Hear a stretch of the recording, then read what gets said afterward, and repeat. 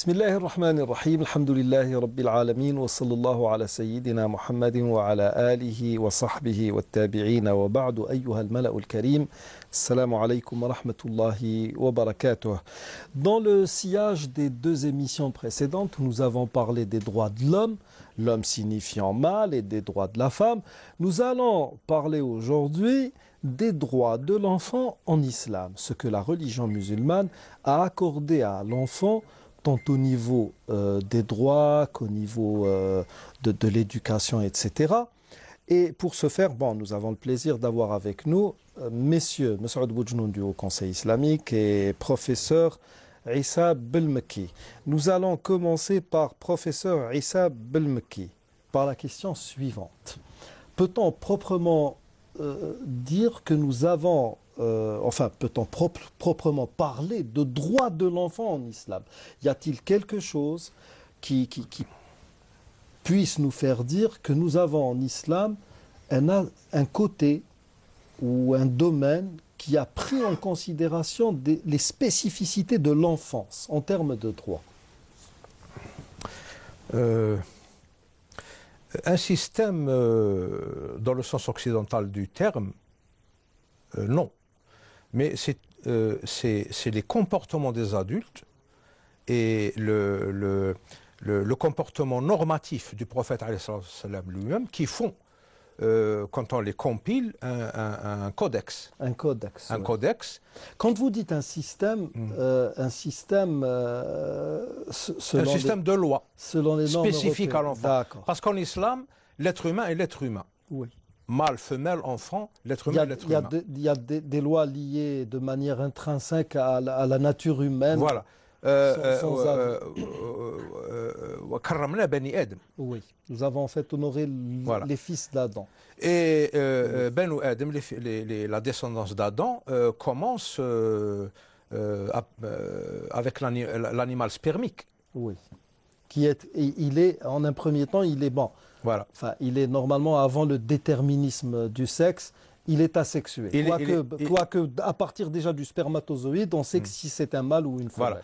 Voilà. Donc déjà, l'être humain en islam, c'est un être qui, avant d'être un être humain existant, est un projet d'être humain. Oui. Et ce takrim, cet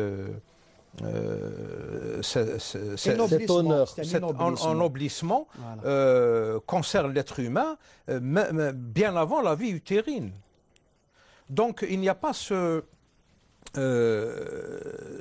partage, ce cloisonnement, ce clivage homme, femme et enfant en islam. Il y a l'être humain. Bien que nous ayons parlé d'hommes, de femmes et aujourd'hui, Inch'Allah, d'enfants. Oui, c'est-à-dire on a parlé d'hommes avec un H majuscule, les droits de l'homme. Oui, mais si nous avons parlé des droits de la femme, donc l'homme en premier lieu, il n'était pas uniquement un terme générique. Mais on a abordé les droits de la femme. Oui. C'est pour créer un terrain de comparaison entre l'islam et le monde occidental, c'est-à-dire le monde moderne, le système législatif moderne. Donc en islam, d'abord, c'est quoi un enfant? Parce qu'avant de parler des droits de l'enfant, il faudrait peut-être essayer de définir ce que c'est que l'enfant, dans la terminologie occidentale et dans la terminologie de l'islam. La terminologie occidentale, évidemment, l'Occident est toujours prisonnier de ses mythes. Enfant vient du latin infans, qui veut dire l'être qui ne parle pas. Donc déjà, du temps des Romains, la civilisation gréco-romaine étant la matrice du monde occidental, l'enfant, c'est quelqu'un qui n'existe pas, parce qu'il ne parle pas, il ne s'exprime pas, donc il n'existe pas. Et son père a droit de vie et de mort sur lui. Donc il y a un itinéraire, entre guillemets, infanticide du point de vue psychologique, qui est amorcé depuis l'Antiquité, et il n'y a eu de changement qu'au 19e et 20e siècle, surtout au 20e siècle. Donc jusqu'au 20e siècle, l'enfant était vraiment un être malmené, qui n'avait pratiquement pas de droit spécifique à son enfance, etc. Mais en islam, il a toujours été considéré comme un petit adulte, c'est-à-dire comme un être qui est acteur de sa propre vie. D'ailleurs, il y a plusieurs exemples. Beaucoup plus comme un être portant la vie, donc à partir de là, ayant des droits. Oui, c'est un projet d'adulte. Un enfant est un projet d'adulte. Comme un animal spermique est un projet d'enfant, d'être humain, un enfant c'est un projet d'adulte. Donc c'est un projet d'élément de la société. Et c'est de là que vient l'importance de l'enfant. En islam, dès le début, il est considéré comme acteur de sa vie, avec ses besoins spécifiques, etc. D'ailleurs, il y a plusieurs exemples d'enfants en bas âge, en très bas âge, 7 ans, 8 ans, qui ont fait allégeance au prophète, alayhi salatu wassalam. Oui. Ali ibn Abi Talib. Oui, Ali ibn Abi Talib a été pris sous la protection du prophète à l'âge de 8 ans. Oui. Et il est devenu pratiquement le dépositaire d'un aspect du savoir du prophète. Absolument. Donc, l'enfant en islam, dès le départ, il avait ses droits et sa considération. Mais parallèlement, dans le monde occidental, il a fallu attendre le XXe siècle. Bon, un petit peu avant, honnêtement parlant, parce qu'au XVIIe siècle, déjà, ce qu'on appelait le siècle des Lumières, les philosophes de la Lumière, déjà, ont attiré l'attention sur le problème de l'enfance. Mais il a fallu attendre les deux guerres mondiales et juste avant la révolution industrielle, pour se rendre compte que l'enfance est exploitée et malmenée. Donc, il y a un tas de législations internationales qui ont vu le jour. La première, c'était 1946, la création de l'agence pour l'enfance, l'UNICEF. Puis en 1959, la déclaration universelle des droits de l'enfant. Et en 1989, et ça c'est une date très importante, en 1989, c'est la Convention internationale des droits de l'enfant. Donc le problème c'est internationalisé. Tous les pays qui ont paraphé, c'est-à-dire qui sont signataires de cette déclaration et de cette convention, ont accepté dans leur quasi-totalité d'appliquer la réglementation. Sauf certaines grandes puissances. Les plus grandes puissances, enfin, les Américains par exemple, ou bien ce fameux État appelé État d'Israël, ne sont jamais signataires de toutes ces conventions. Bien sûr, c'est pour ne pas s'engager à... C'est un peu comme l'un des derniers sommets de la Terre, quand Bush a refusé de signer, parce qu'on avait tendance à reprocher aux États-Unis de polluer la Terre plus que quiconque. 5% de la population qui pollue comme 85%. Alors qu'est-ce qu'il a dit? Évidemment, il s'est abstenu de signer. Il a dit le niveau de vie américain ne se discute pas. Il n'est pas négociable. Il n'est pas négociable, tout simplement. Donc, ces pays félons qui refusent de prendre leurs responsabilités envers l'humanité, bon, ça se passe de commentaires, hein, c'est clair. Mais je crois que la meilleure façon d'aborder l'étude comparative des droits de l'enfant en islam et les droits de l'enfant dans le monde occidental, qui est devenu maintenant... on va dire le monde moderne. Le monde moderne, oui, parce qu'il y a une universalisation de la législation internationale par le biais d'un gouvernement mondial à la tête duquel se trouve l'ONU, etc. Oui. Donc, c'est bien clair. Quand on voit le comportement normatif du prophète, ses compagnons, toutes les histoires qui nous sont parvenues, qui mettent qui mettent sur scène des enfants, il n'y a jamais eu de problème avec l'enfance en islam. Bien au contraire. L'enfant a même été comparé par le prophète comme un cadeau divin. Un enfant, c'est un cadeau divin. Donc on doit le considérer comme tel. Très bien. Voilà. D'accord. Alors, ceci, Monsieur Boujnoul, quand on lit le Coran, on passe par des versets. Enfin, quand on s'intéresse au texte fondateur de l'islam, nous n'avons pas que le Coran, nous avons le Coran, et bien entendu, nous avons la tradition prophétique, quand elle est authentique, qui viennent comme ça nous donner une idée sur la question. Le professeur Blumki a dit que l'animal spermatique en lui-même était un projet d'enfant, et l'enfant est un projet d'adulte. Quand on lit, par exemple, ce verset de Sourate Al-Baqarah, les femmes allaitent leurs enfants 2 années révolues pour ceux qui veulent pousser à terme l'allaitement, c'est-à-dire le sevrage à 2 ans. Quand on lit ce hadith, par exemple, apprenez à vos enfants la prière à 7 ans et frappez-les. Ce hadith qui dit qu'il faut les séparer dans les couches à l'âge de 10 ans, oui. Par exemple. Et c'est drôle, 10 ans, c'est vraiment une limite parce qu'actuellement, il y a comme le niveau de vie au niveau de la planète a changé, les habitudes culinaires ont changé, on mange trop à l'extérieur, on mange dans des aliments, dans des récipients plastiques qui ont tendance à avoir des répercussions sur la santé. Il s'avère actuellement que les générations à venir vont atteindre la puberté pratiquement à 9 ans. Il y en a beaucoup qui sont en train de devenir pubères à l'âge de 9 ans déjà, aussi bien pour les enfants que pour les filles. Donc c'est une maladie, c'est un problème de santé publique. Mais quand on lit tous ces hadiths, on se rend compte quand même que il y a ce que nous pouvons appeler en langue arabe mandouma, donc un système de valeurs.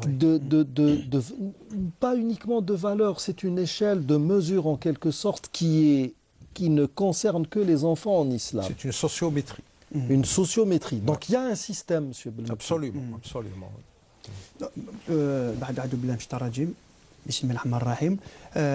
Tout d'abord, il faudrait insister sur un point. C'est que, comme m'a dit le professeur Belmouki, l'enfant est déjà c'est l'adulte de demain. Oui.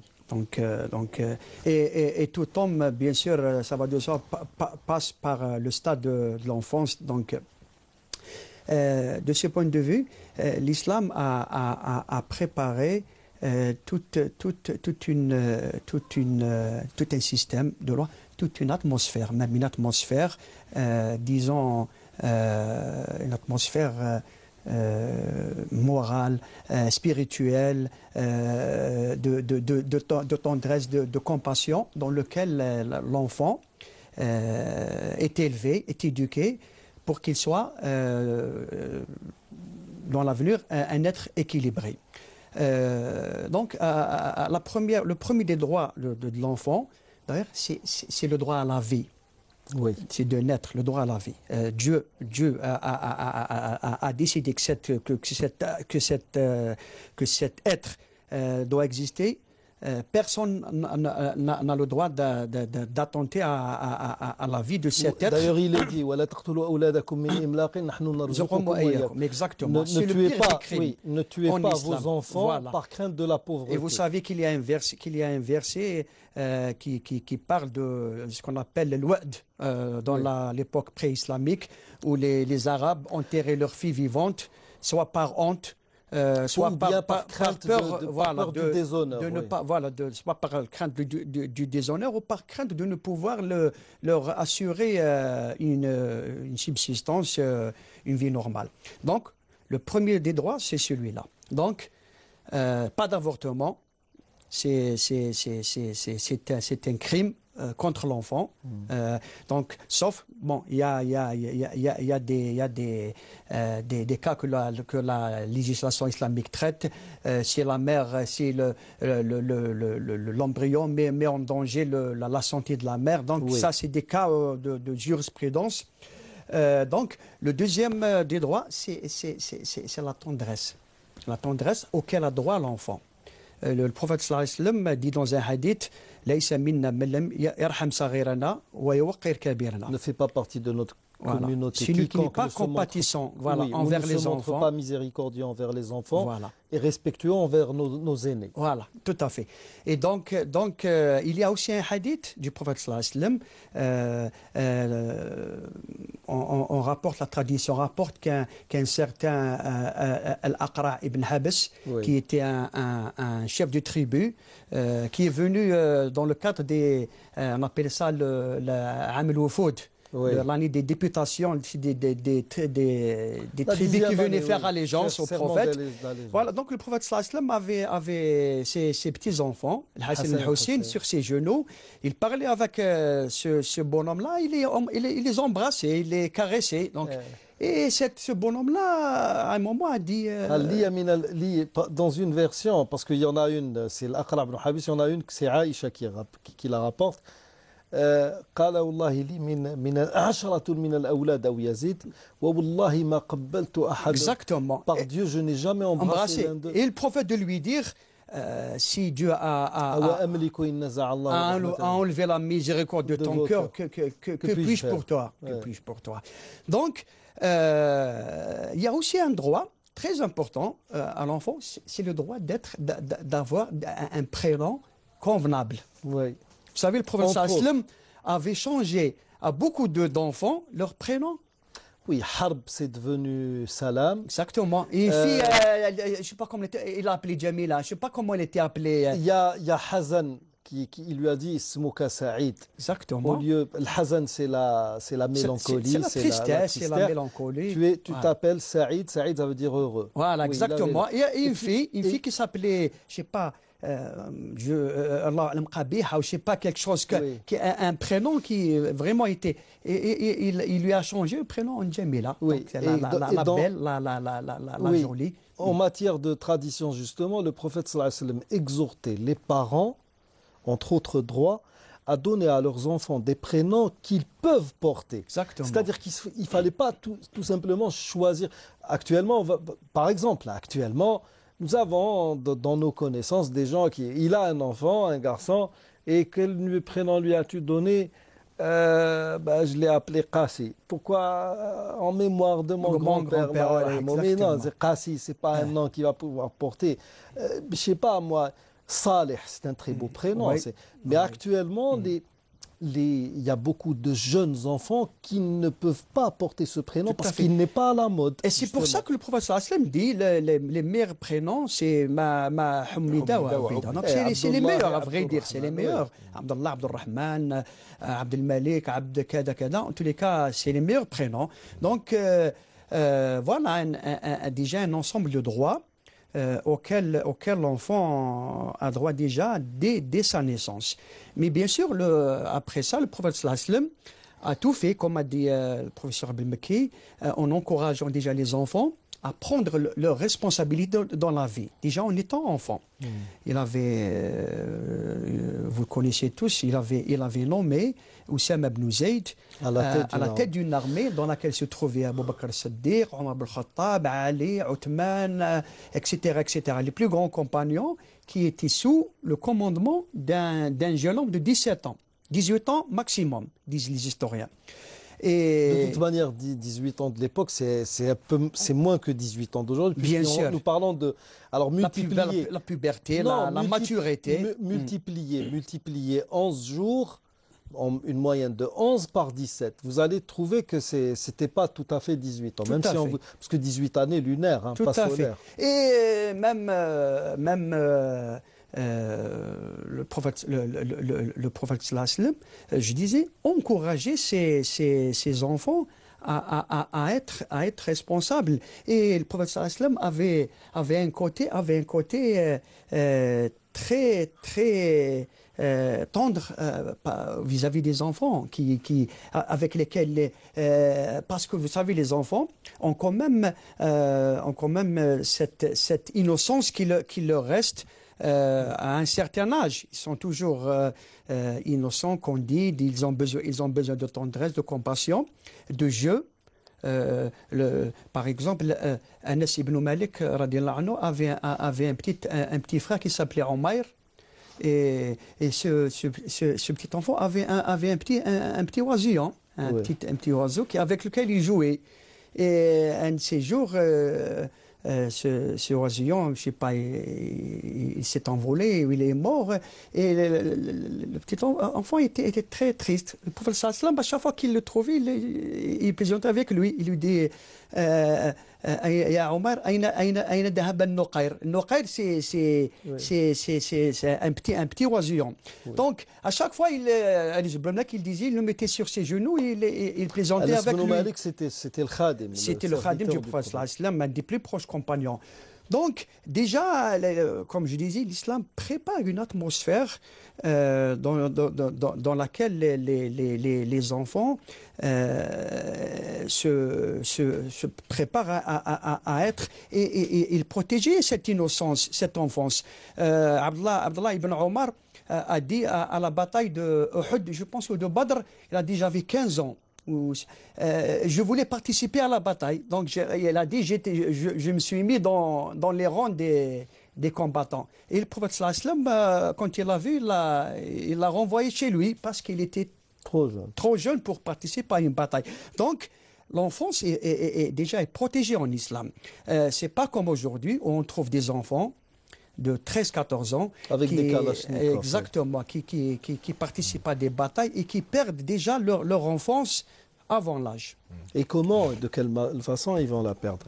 Alors pour revenir justement à un système, parce que il est là le problème, quand on sort de tout ce qui fait de nous des êtres humains, des choses simples comme ça, qui peuvent faire de nous des êtres équilibrés et que l'on verse dans un système, ma foi, il y a toujours anguille sous roche, il y a toujours quelque chose qui est souhaité par un lobby, par une ethnie, par un groupe, etc. Quand on parle justement des droits de l'enfance, parce qu'actuellement, le monde moderne reproche toujours aux musulmans, oui, voilà, vous faites ci, vous faites ça, etc. À croire que dans le monde, il n'y a plus de problème. Le seul problème, c'est l'islam. Bon, en tout cas, moi, quand je lis la presse internationale ou bien quand je regarde des chaînes d'information spécialisées dans les news, j'ai l'impression qu'il n'y a qu'un seul problème. Il y a une focalisation sur l'islam. Il y a un consensus sur, oui, l'islam, c'est la bête à abattre. Oui. C'est le bouc émissaire de tous les problèmes. Le droit, justement, des enfants. Quand vous avez dit que nous avons déjà à plusieurs reprises évoqué cela, le monde occidental, en tout cas, vit toujours sous l'emprise ou sous le prisme de cette civilisation grecque ou gréco-romaine, et il est toujours prisonnier de sa mythologie. Les parents avaient même un droit d'infanticide sur leurs enfants. Et on a l'impression que ceci a été gardé intact dans la mesure où, par exemple, on a légiféré sur l'avortement et on a rendu licite, tout à fait admissible, par exemple, de décider qu'un enfant, qu'un embryon portant la vie pouvait être éliminé, effacé sans remords, sans problème. Mais pire que cela, dans les systèmes actuels, quand on étudie justement certaines chartes ou certaines conventions internationales, on parle des droits de l'enfant, on parle par exemple le droit à la santé. Mais le problème, c'est que quand on lit bien leurs textes, on se rend compte que dans ce système de santé, il n'y a pas que la santé qui compte, il y a aussi l'orientation sexuelle. C'est-à-dire, vous avez un enfant, un garçon qui va dévier un peu au niveau de l'orientation sexuelle ou bien une fille, il faut laisser faire. Il faut encourager en quelque sorte. Ceci est-il normal d'un point de vue purement sociologique, d'un point de vue psychologique? Vous savez, il y a un économiste, son nom m'échappe, mais ça n'a pas d'importance, qui a dit il y a un seul univers, le marché. Oui. En Occident, tout s'achète, tout se vend. En Occident, où on exploite l'enfant, dans les usines, dans les guerres, où on en fait un marché. Par exemple, le baby-boom des années 30, 40, 50, oui, c'est une exploitation de l'enfance, une exploitation commerciale, mais qui ne prend pas en considération le bonheur des enfants.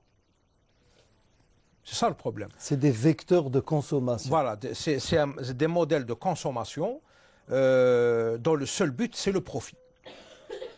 Donc ça, c'est très important. En islam, l'enfant est une charge. On a le devoir de prendre soin de cette charge. C'est un devoir, ce n'est pas un droit, c'est un devoir. C'est une obligation. C'est déjà une différence de taille. On vous dira en Outre-mer, enfin Outre-Méditerranée, que oui, même chez nous, c'est un devoir. Non. Voilà, En Occident, par exemple, après le divorce, on parle de droit de garde. En islam, c'est un devoir de garde. Ce n'est pas un droit de garde. Ce n'est pas une arme qu'on utilise contre l'autre conjoint. C'est un devoir de garde.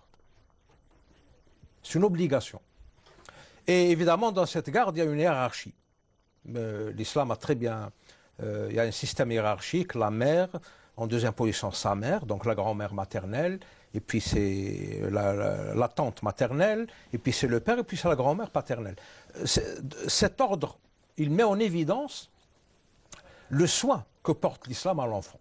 Parce que, comme l'a dit le professeur Boujnoun, l'islam veut garantir à l'enfant un environnement familial et social optimum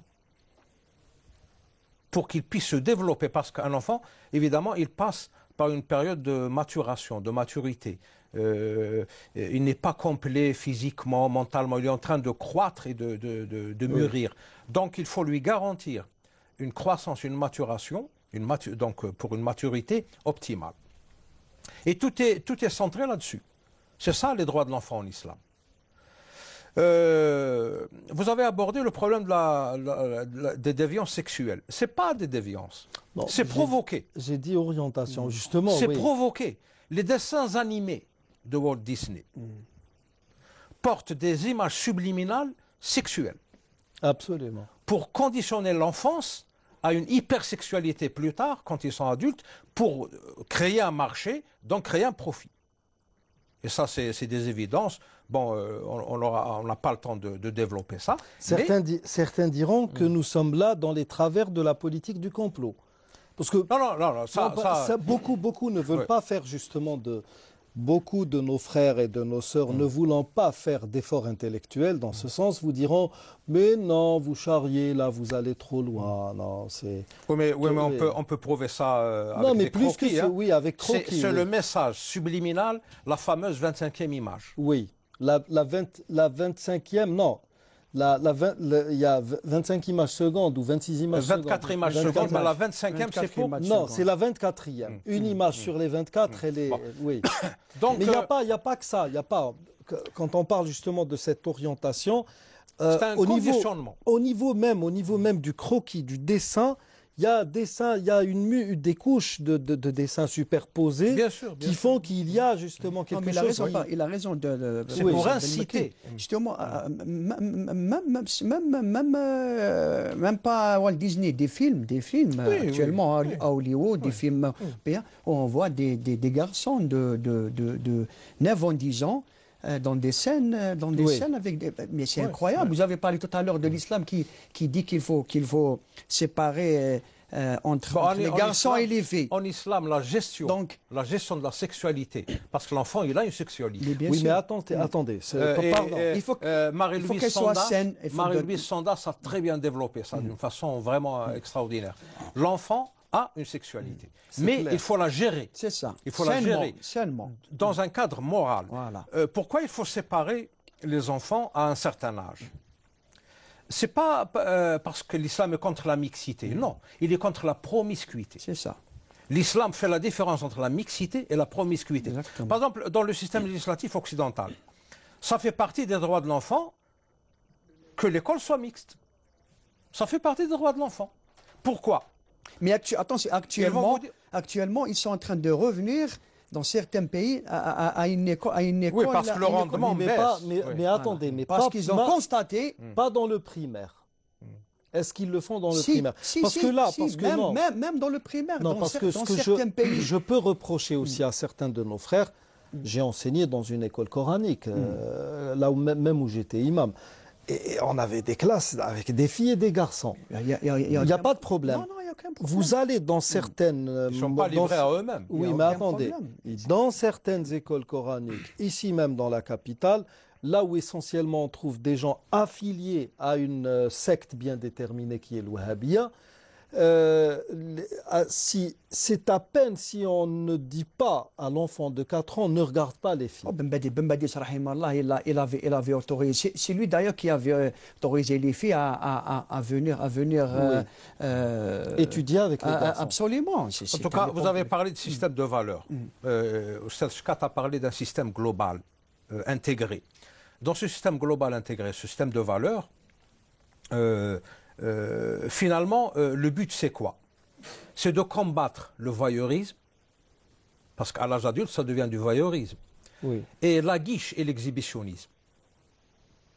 Une femme, un être humain femelle, ne doit pas être aguichante ou agresser les hommes visuellement. C'est ça le but.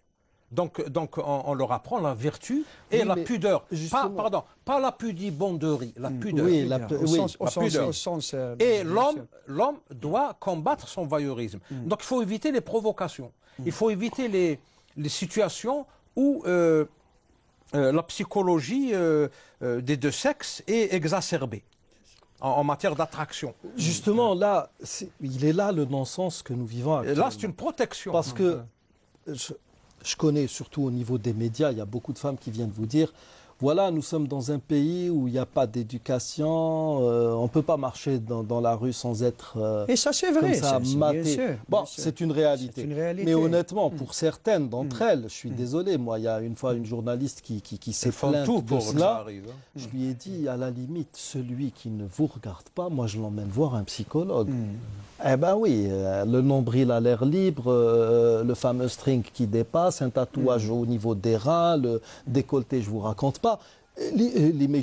C'est un malade. Je suis désolé, mais il y a une nature humaine aussi à faire valoir, enfin à prendre en considération, pas à faire valoir. Vous disiez tout à l'heure que l'enfant avait une sexualité. Expliquez. Vous avez cité une femme, une dame. Marie-Louise Sanders, c'est une sociologue qui est surtout chroniqueuse dans des magazines spécialisés et qui parle de première puberté, deuxième puberté, troisième puberté, etc. Pourquoi le prophète a-t-il fixé la pédagogie en islam? C'est-à-dire que jusqu'à 7 ans, l'enfant est censé... Laissez-le jouer. Voilà. Il doit vivre son enfance. Exactement. Laissez-le jouer. Vous savez, Marie-Louise Sanders, justement, elle dit que l'être humain mûrit, il avance dans son âge, dans sa vie, par tranche de 7 ans. Par tranche de 7 ans. Et elle a même donné une symbolique à ces tranches de 7 ans. Les premières années, les 7 premières années, c'est l'enfance. Et puis, c'est la première puberté. C'est l'éveil intellectuel. C'est pour ça que Allah a dit et de 14 à 21 ans, la troisième tranche, c'est l'adolescence. Regardez un peu cette pédagogie. Quand vous avez affaire à un ado chez vous, vous devez être son ami. Pas celui qui a droit de vie ou de mort sur lui. Son éducateur. Voilà, son ami. Même pas éducateur. Et à partir de 21 ans, c'est un adulte accompli. Non, je veux dire, l'éduquer à travers son comportement, ses conseils. Voilà, et à partir de 21 ans, c'est un adulte accompli. Voilà. Vous devez le laisser faire sa vie. Voilà. C'est ça, rester leurs amis. Après 21 ans, donc ils sont Alors, libres ce qui nous ramène plutôt à la définition de l'enfant en islam. En Occident, même pour l'ONU, un enfant, c'est un être humain de moins de 18 ans. Au Japon, c'est 20 ans, je crois.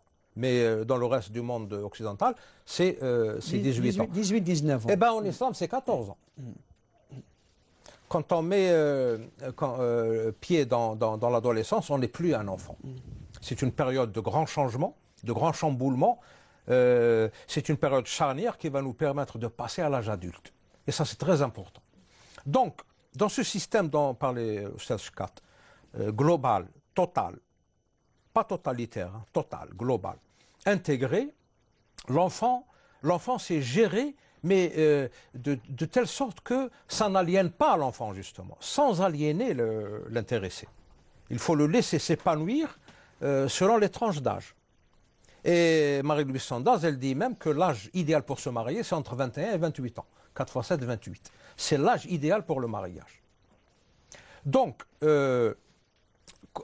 pour revenir à ce comparatif, cette étude parallèle entre les deux mondes, oriental et occidental. Oriental, évidemment, j'entends par oriental le monde musulman.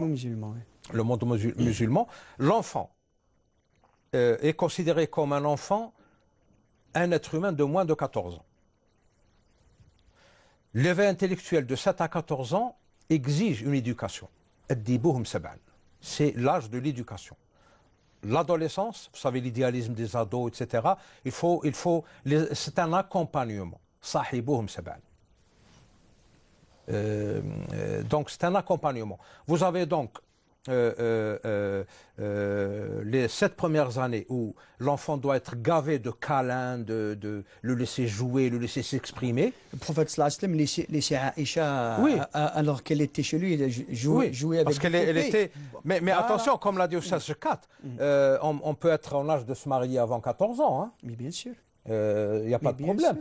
Et c'est ça l'indice de maturation charnière. Nos mères et nos grands-mères, elles se marient à l'âge de 12 ans, 13 ans. Il y a assez content. Parce qu'en islam, il y a deux concepts de maturation. La pubescence, c'est-à-dire la maturation sexuelle, qui rend un homme ou une femme capable de procréer, de se reproduire. Et la maturation globale, surtout intellectuelle, qui fait que l'être humain est adulte. Voilà, c'est donc ça. Il devient posé, responsable, etc. Donc 14 ans, c'est vraiment l'âge réel de ces changements. On ne peut pas légiférer sur un âge de moins de 14 ans ou plus de 14 ans. Par exemple, 18 ans, à 14 ans, l'être humain est déjà responsable en islam parce qu'il doit faire le jeûne. Il est censé faire sa prière à partir de 7 ans, l'éveil intellectuel. À partir de 10 ans, ça devient presque une obligation. Voilà. C'est une obligation. Donc vous voyez bien que le boulour est une condition sine qua non. Bien sûr. Mais même avant cela, il est... Bien sûr. Alors il y a la responsabilité sociale et la responsabilité, disons, religieuse, cultuelle. Il y a la responsabilité cultuelle et la responsabilité culturelle envers la société. La responsabilité culturelle, c'est 14 ans. Et social, donc culturel, socio-culturel, c'est 21 ans. Là, on est vraiment responsable. Et si vous permettez, mais juste un mot. Oui. Alors, la gestion de l'enfance en islam, c'est ça. C'est accompagner l'enfant. D'abord, le gâter, entre guillemets, l'éduquer. Le choyer. Voilà, le choyer, l'éduquer et l'accompagner. Et puis le laisser faire. Et... Il n'y a pas de mesure d'aliénation, aliénante, il n'y a pas d'exploitation de l'enfant. C'est une obligation pour ses parents d'en prendre soin, d'en faire un adulte valable pour la société. C'est ça l'enfance en islam. Justement, en islam, même les grands compagnons, les califes, ils avaient l'habitude, par exemple, Omar ibn Khattab avait l'habitude, lorsqu'il tenait conseil, avec les grands compagnons, il faisait participer même les enfants des compagnons. Et on a même émis des réserves là-dessus, surtout concernant Abdallah. Justement, il leur a dit, vous savez qui il est. Donc c'est le cousin du prophète. Absolument, et le fils de l'Abbas.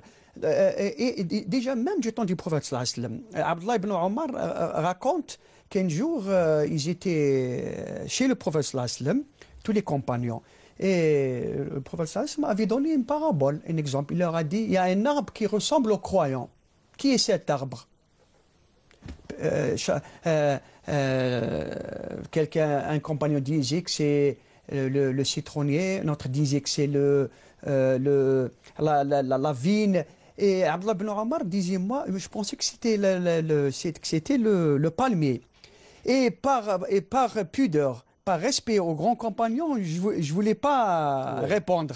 Et lorsque le professeur leur avait dit que c'est le palmier, en sortant, Abdallah ibn Omar avait dit à son père, Omar ibn Khattab, il a dit, je connaissais la réponse, mais Omar ibn Khattab l'avait réprimandé. Il lui a dit, pourquoi n'as-tu pas parlé?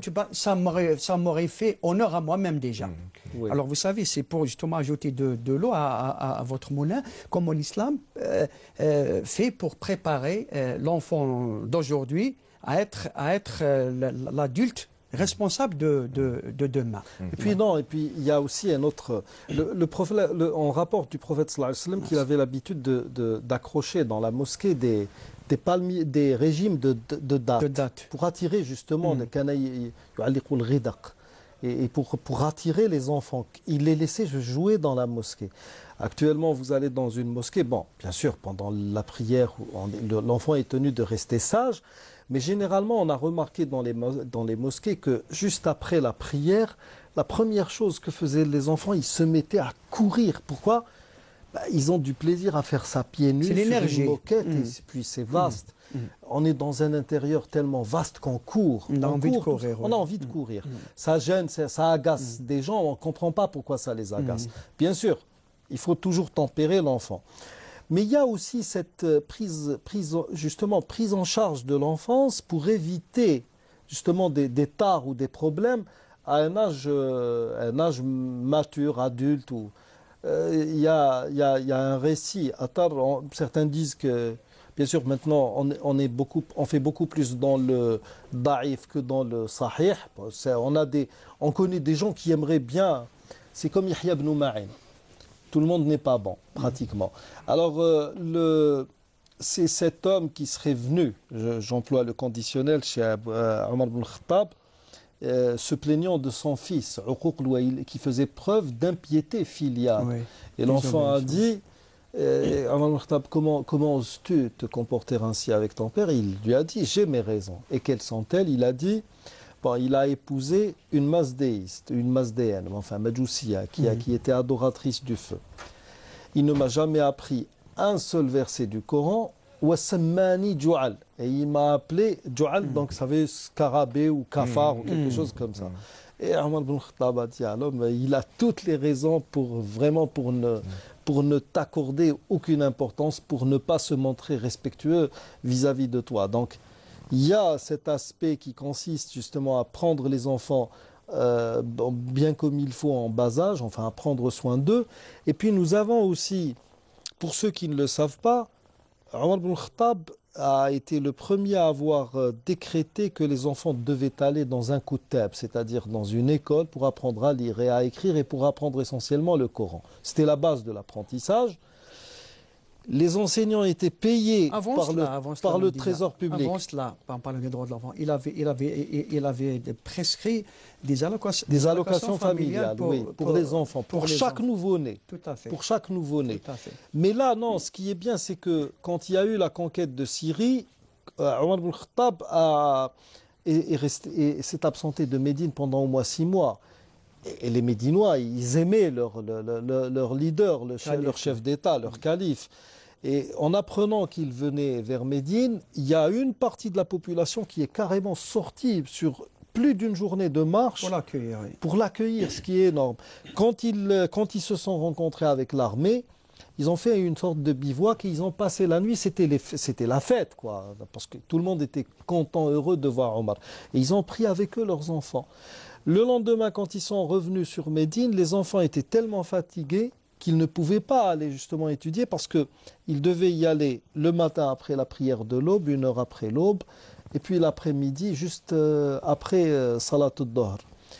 Et Omar ibn Khattab a décrété justement cette année-ci que les enfants, il a donné un jour de congé pour tous les enfants, parce qu'il ne fallait pas les accabler, mais il a ensuite accordé le week-end aux enfants. C'est-à-dire que les enfants allaient étudier, mais le jeudi et vendredi, pour ceux qui ne le savent pas, était décrété jour de repos pour les enfants.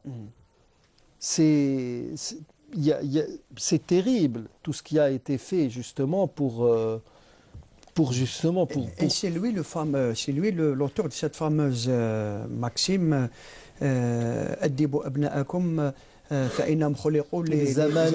voilà, donc préparez-les à une autre époque. Donc c'est pas votre époque. Donc soyez plus ou moins soyez compréhensifs. C'est très moderne, le conflit de génération auquel on assiste de temps à autre. Donc Omar Khattab a voulu justement éviter ce conflit de génération parce que nos enfants ils ne vont pas vivre les mêmes problèmes, la même mentalité, tout à fait, les mêmes vicissitudes, les mêmes circonstances que l'on... Ça a même été repris par Ali ibn Abi Talib. C'est clair, il y avait justement une continuité dans l'action des califes. Avant que je l'oublie, il y a deux petites rectifications à faire parce que on a tendance à, comme l'a dit Oussas Shkat, à chercher des poux dans la tête des musulmans, pour ne pas dire l'islam. Cette histoire d'enterrer les filles vivantes, Wa'd el-Banat, c'était un phénomène qui n'était pas généralisé. Parce que sinon l'espèce ne pourrait plus... Bon. Donc quand on donne cet exemple, c'est un exemple. Donc on peut dire que c'est des cas isolés qui révèlent ce que c'est que la jahiliya. Mais le Coran parle... Oui, non, mais le Coran en parle parce que l'acte en lui-même est tellement... ne serait-ce qu'une seule. Tuer ne serait-ce qu'une seule Dieu, fille. bien sûr. Et Dieu lui demandera qu'est-ce que tu as fait pour que tu sois tué. Là,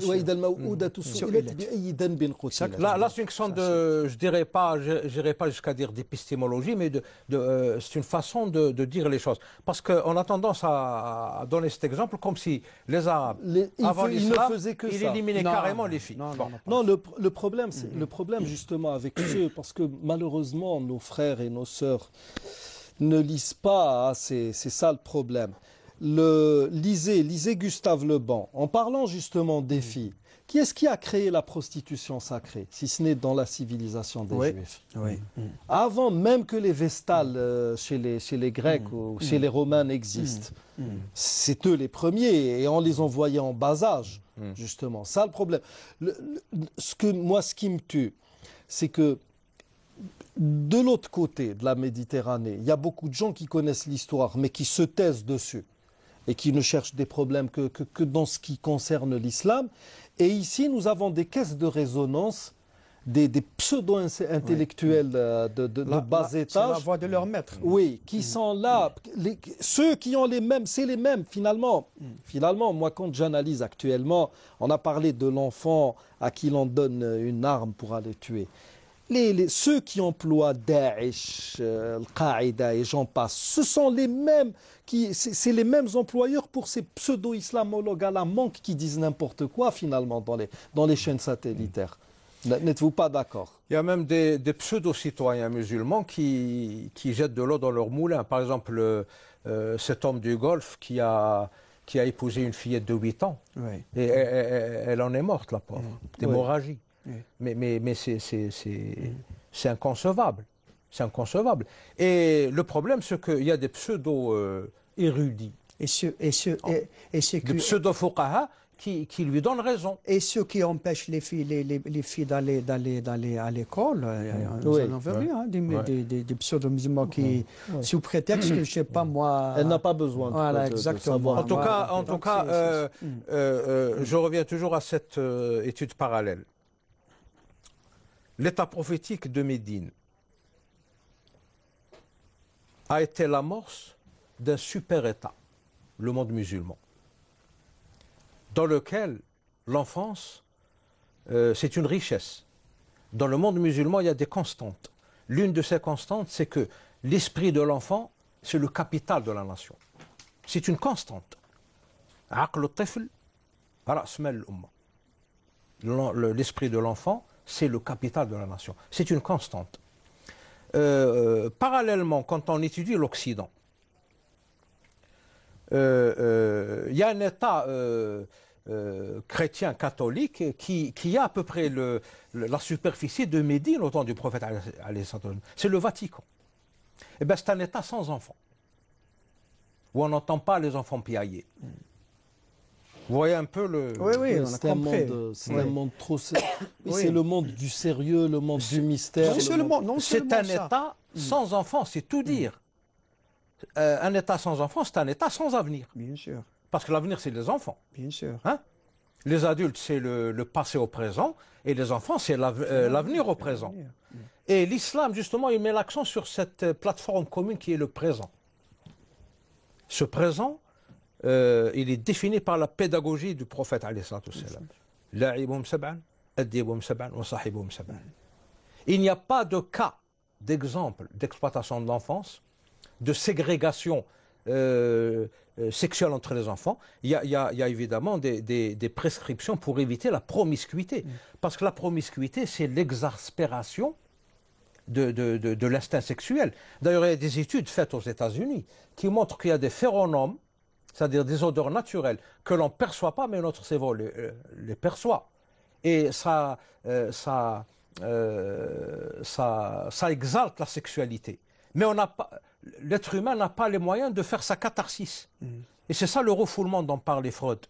C'est-à-dire on oblige les gens, de par le mode de vie occidental, à devenir hypersexués et à devenir des obsédés sexuels. On vit pratiquement une sorte de schizophrénie. Voilà, on ressent des choses qu'on ne comprend pas. Parce que quand la mixité à l'école, par exemple, l'Occident, il considère que la mixité à l'école, c'est l'un des droits de l'enfant. Pourquoi? Parce qu'ils vous diront, même programme, dans les mêmes locaux, et avec les... Vous savez, maintenant avec les mêmes filières. Maintenant, on parle de la théorie des genres. Oui, mais bon, il n'y a rien de probant. Attention, c'est vraiment de la... Ça va heureusement qu'il n'y a rien de C'est vraiment des divagations. D'ailleurs, c'est pas aller loin. D'ailleurs, non, mais attendez, mais désolé.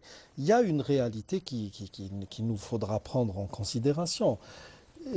Je ne sais pas, un enfant, le prophète sallallahu alayhi wa sallam a parlé, je prends des hadiths comme repère pour essayer de... On doit apprendre la prière à un enfant à 7 ans. On peut le corriger s'il ne fait pas sa prière à 10 ans. Et puis en termes de la promiscuité, justement, on essaye de l'éviter à partir de 10 ans. Ce qui fait que rien ne m'empêche d'avoir... On donnait l'exemple avant, on prenait comme exemple le lycée Amar al-Rachid. C'était un lycée de garçons, il y avait déjà avant cela les médersiens. Ouais. Le niveau était beaucoup plus élevé quand c'était un lycée pour garçons que quand il est devenu mixte. Il y a l'école Omar Rassim qui a toujours été, enfin le lycée c'était toujours... Emile Abdelkader, etc. L'émir, etc. Donc on a fait cette remarque. Bon, mais pousser le bouchon au point d'interdire à un enfant de 4 ans d'aller jouer avec une fille, honnêtement, c'est un peu tiré par les cheveux. Je suis désolé. C'est un enfant de 4 ans quand même. Absolument. Non, moi j'ai vu une fois, on est allé avec un ami chercher sa fille dans une école coranique et le gnome qui était face à moi, on dirait, pardon, l'image du juif du temple, quoi, le truc jusque-là. Et en train de dire aux enfants, ne regarde pas de ce côté, comme si l'enfant de 4 ans pouvait avoir un appétit sexuel. Vous savez, notre drame à nos musulmans, c'est qu'on en a parlé plusieurs fois, nous avons perdu le sens du juste milieu en islam. Il nous reste une minute. Voilà, ou bien, l'exemple de la femme par exemple, ou bien c'est l'Occident qui veut dévêtir la femme et la carrément, ou bien c'est les autres qui veulent carrément non, les nôtres un de ces quatre ils vont lui demander de porter carrément un carton pour réfrigérateur. Donc, nous musulmans, nous voulons juste le juste milieu de l'islam. D'accord. Voilà. Très bien. Alors avec cela, nous arrivons au terme de cette émission. Nous vous remercions de l'avoir suivi et d'ici la semaine prochaine, nous vous disons nastawdi'ukumullah alladhi la tadi'u wada'i'uhu. Assalamu alaykum wa rahmatullahi wa barakatuh. Merci messieurs.